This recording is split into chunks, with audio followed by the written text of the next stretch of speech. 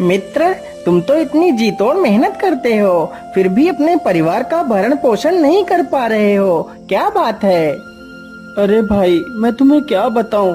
मैं मेहनत तो बहुत करता हूँ, लेकिन जितनी मैं मेहनत करता हूँ उतना अनाज मुझे नहीं मिल पाता। क्या करूं भाई, इतने ही अनाज में मुझे घर का सारा खर्च उठाना पड़ता है। अब तुम ही बताओ मित्र, मैं क्या करूं। मेरे भाई, तुम चिंता मत करो, मैं राजा साहब से बात करता हूँ। महाराज तुम्हें काम पर जरूर रख लेंगे।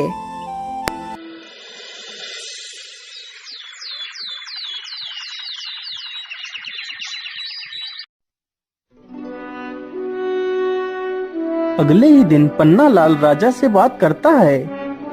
महाराज, वह बहुत ही ईमानदार है। वह हमारे साथ मिलकर इस बगीचे को और भी हरा भरा बना देगा।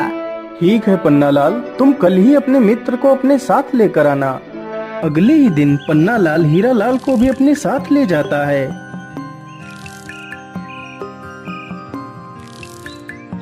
हीरा लाल, तुम्हें अपने मित्र के साथ मिलकर इस बगीचे की देखभाल करनी है। यदि तुम यहाँ पर ईमानदारी से काम करोगे तो जल्दी ही तुम्हारी पगार बढ़ा दी जाएगी। मैं तुम्हें हर महीने 40 सोने की मोहरें दूंगा। ठीक है महाराज, मैं पूरी ईमानदारी से आपका काम करूंगा। महाराज, आपका बहुत बहुत धन्यवाद जो आपने मुझे इस काबिल समझा।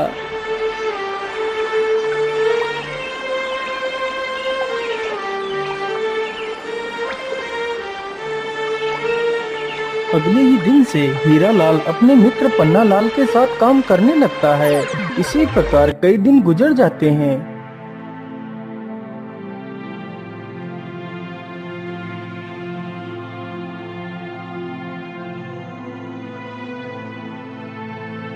अरे पन्ना लाल, आज तुम्हें क्या हुआ? क्या आज तुम राजमहल नहीं जाओगे? अरे भाई, मैं तुम्हें क्या बताऊं, आज तुम अकेले ही चले जाओ। आज मेरी तबीयत कुछ ठीक नहीं लग रही है। महाराज को कह देना कि मैं आज नहीं आ सकता। हीरा लाल अकेले ही जाता है और बगीचे में काम करने लगता है।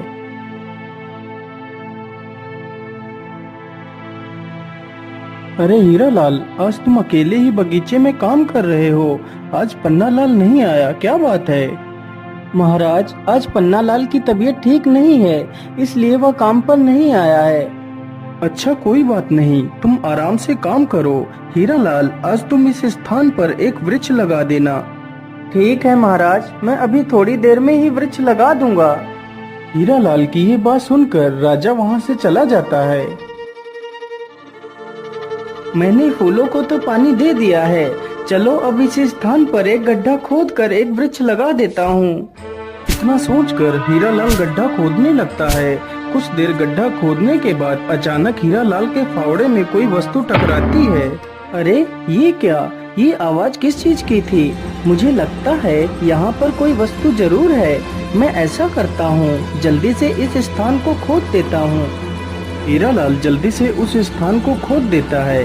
अरे वाह, ये तो एक संदूक है। जरूर इसमें कोई कीमती वस्तु होगी। चलो मैं इसे खोलकर देखता हूँ। हीरालाल जैसे ही संदूक को खोलता है तो देखता है, अरे वाह, यह संदूक तो सोने की मोहरों से भरा हुआ है। चलो मैं जल्दी से इस संदूक की खबर राजा को दे देता हूँ। महाराज जल्दी चलिए, बगीचे में कोई पुराना संदूक निकला है।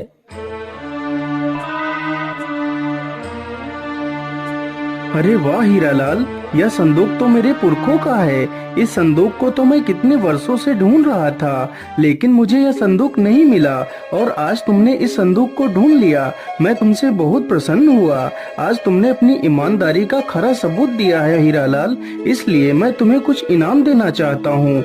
मांगो हीरालाल, तुम्हें क्या इनाम चाहिए? महाराज, ईश्वर की कृपा से मुझे और मेरे परिवार को 2 वक्त का खाना तो मिल ही जाता है। मैं जितना भी कमाता हूँ उतने में ही खुश हूँ। और महाराज, यह खजाना तो आपके पूर्वजों का ही था, इसलिए इस खजाने पर तो सिर्फ आपका ही अधिकार है।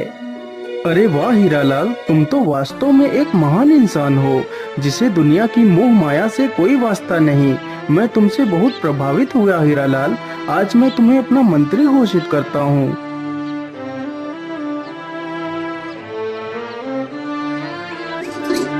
अगले ही दिन से हीरालाल मंत्री बन जाता है।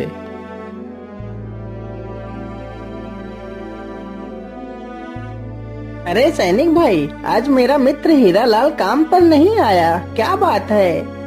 अरे पन्नालाल भाई, अब हीरालाल माली नहीं रहा, अब वह इस राज्य का मंत्री बन गया है। महाराज ने हीरालाल को मंत्री बना दिया है। क्या मेरा मित्र मंत्री बन गया है? अरे वाह, इससे ज्यादा खुशी की बात मेरे लिए और क्या हो सकती है। सैनिक भाई, मैं अभी अपने मित्र से मिलकर आता हूँ।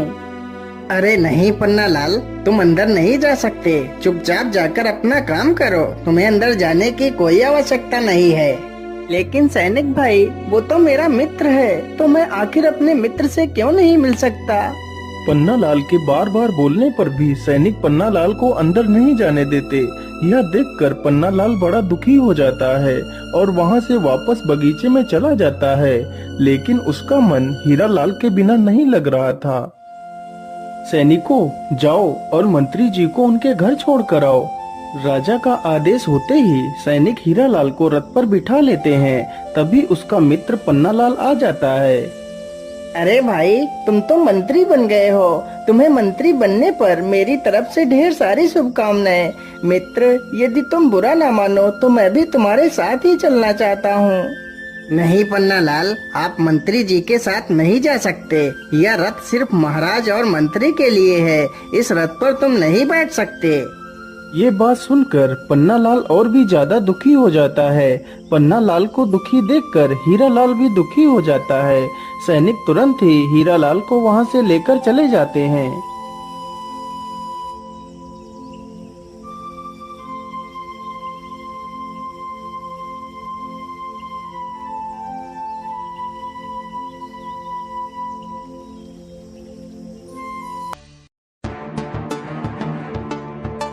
अरे ये क्या, ये वृक्ष अचानक से सूखने कैसे लगा?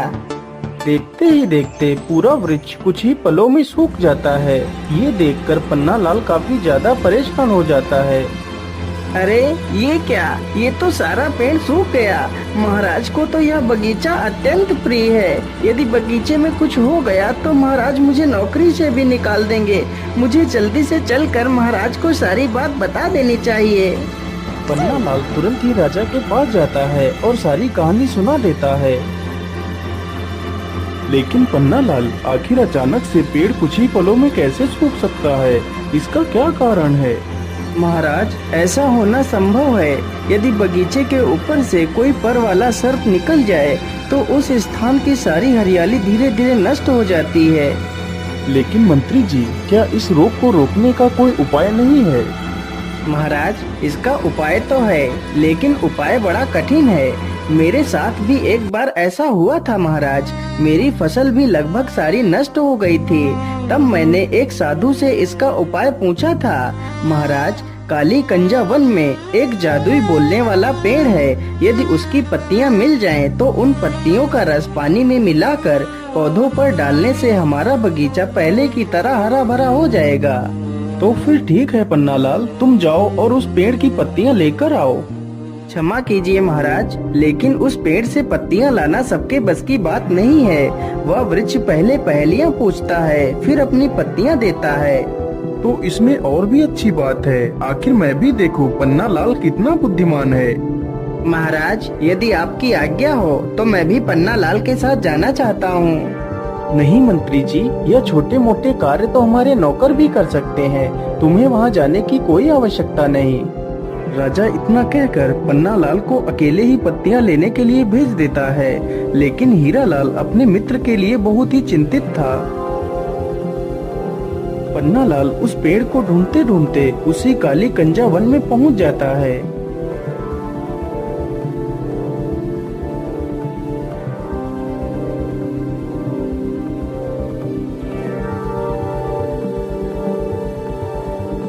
क्या करूं, कैसे पता करूं, आखिर वह जादुई पेड़ कौन सा है? मैं ऐसा करता हूं, इसी स्थान पर जोर जोर से आवाज लगाता हूं। यदि यहाँ पर कोई जादुई पेड़ होगा तो वह जरूर बोलेगा। हे जादुई पेड़, तुम कहाँ हो? मुझे आपकी पत्तियों की आवश्यकता है, कृपा कर मेरी मदद कीजिए। हाँ हाँ इंसान, क्यों नहीं, मैं तुम्हें अपनी पत्तियां दे सकता हूँ। यदि तुम मेरी 3 पहेलियों के सही जवाब दोगे तो मैं तुम्हें अपनी पत्तियां दे सकता हूँ। लेकिन याद रहे, यदि तुमने मेरी पहेलियों के गलत जवाब दिए तो मैं तुम्हें हमेशा के लिए बंदी बना लूंगा। ठीक है वृक्ष देवता, आप अपनी पहेली पूछ सकते हैं। तो फिर बताओ मेरी पहली पहेली, ऐसा क्या है जिसे हम देख तो सकते हैं लेकिन छू नहीं सकते? पन्नालाल पहेली सुनकर डर जाता है क्योंकि उसे उस पहेली का जवाब नहीं पता था। मुझे लगता है तुम्हें मेरी पहेली का जवाब नहीं पता है। चलो मेरी दूसरी पहेली सुनो। मैं अलबेला कारीगर, काटू काली घास, राजा रंक सिपाही, सिर झुकाते मेरे पास।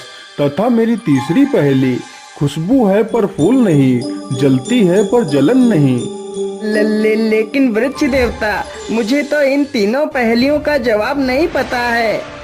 अरे इंसान, तुमने तो मेरी एक भी पहेली का जवाब नहीं दिया, इसलिए मैं तुम्हें पत्तियां नहीं दे सकता और वादे के अनुसार तुम्हें बंदी बनाना पड़ेगा। इतना कहकर वृक्ष पन्नालाल को बंदी बना लेता है। उधर पन्नालाल का मित्र हीरालाल पन्नालाल से मिलने के लिए तरकीबें सोच रहा था। महाराज, आज मेरा स्वास्थ्य कुछ ठीक नहीं लग रहा, इसलिए आज मैं आराम करना चाहता हूँ महाराज। ठीक है मंत्री जी, आप जाकर आराम कर लीजिए। मंत्री चुपचाप महल के पीछे के दरवाजे से निकल जाता है।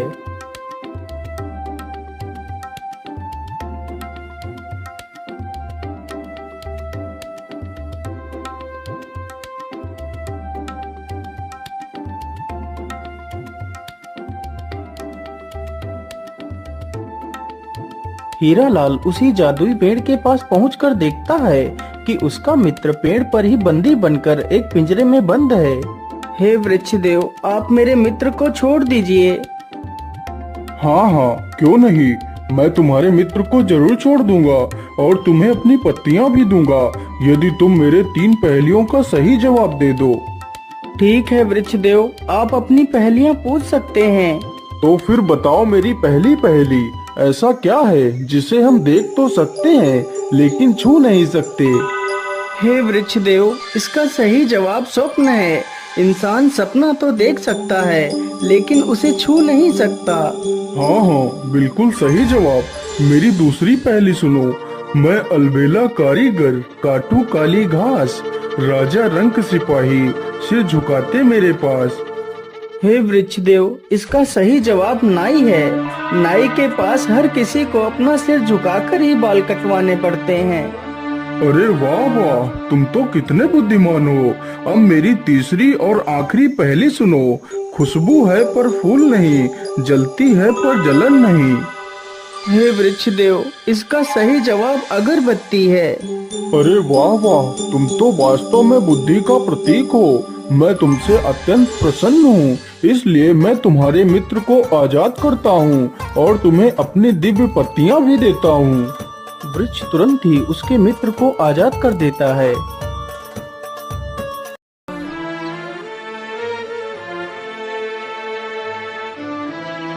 हीरालाल अपने मित्र पन्नालाल को अपने गले से लगा लेता है। मेरे मित्र, मैं मंत्री बनकर तुमसे कितना दूर हो गया। मुझे मंत्री नहीं बनना है। पहले तो हम साथ में ही रहते थे, साथ में ही काम करते थे, लेकिन अब तो तुमसे मिलना भी मुश्किल हो जाता है। मैं आज ही महाराज को बोल दूंगा कि मुझे मंत्री नहीं बनना है, मैं माली बनकर ही खुश हूँ।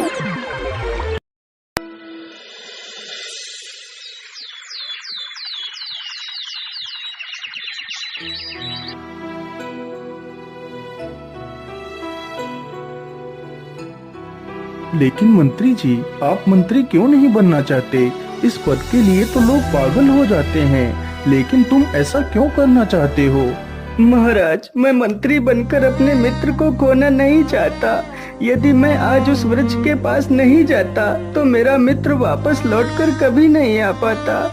मैं मंत्री बनकर अपने मित्र से पूरी तरह अलग हो चुका हूँ। अब मैं अपने मित्र को नहीं खोना चाहता, इसलिए मैं मंत्री नहीं बनना चाहता महाराज। मुझे एक माली बनकर ही रहना है। हीरालाल की ये सारी बातें सुनकर राजा भी भावुक हो जाता है। वाह हीरालाल वाह, तुम तो नाम के ही नहीं बल्कि सच में एक हीरे हो। मैं तुम्हारी मित्रता को प्रणाम करता हूँ। आज से तुम हमेशा अपने मित्र के साथ ही रहोगे। इस प्रकार हीरालाल और पन्नालाल फिर से दोनों साथ में ही काम करने लगते हैं।